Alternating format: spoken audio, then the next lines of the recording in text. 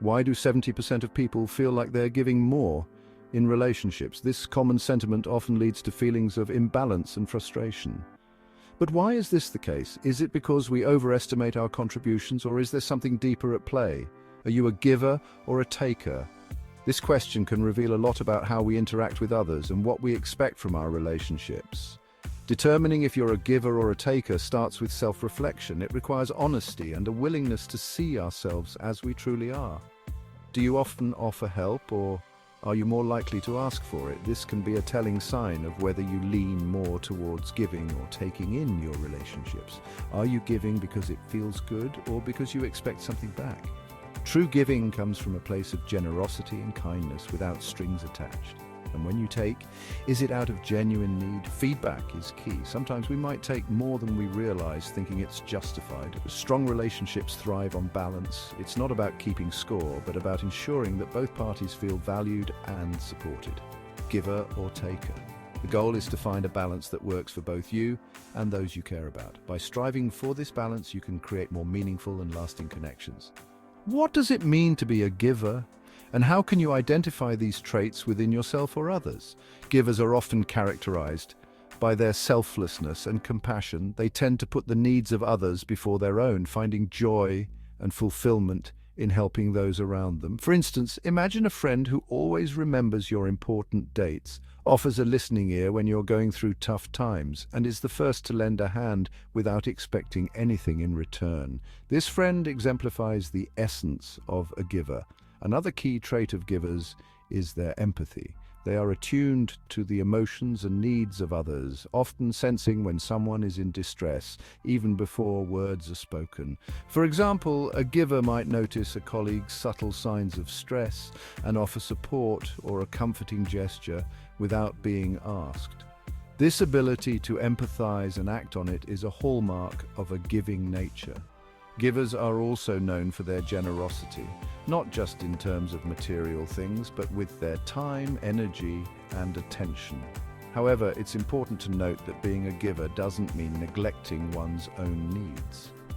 Healthy givers find a balance between helping others and taking care of themselves. They understand that in order to be truly supportive, they must also be in a good place mentally and emotionally. Givers also practice active listening. They genuinely engage in conversations, making others feel heard and valued. In summary, givers are characterized by their selflessness, empathy, generosity, and ability to balance their own needs with those of others. In stark contrast to givers, takers often prioritize their own needs and desires, sometimes at the expense of others. They may expect more from relationships than they are willing to give, creating an imbalance. For example, a friend who frequently asks for favors but seldom offers help in return. This friend might expect you to rearrange your schedule to accommodate their needs. Takers often struggle with empathy. They might not notice or acknowledge the emotional states of others.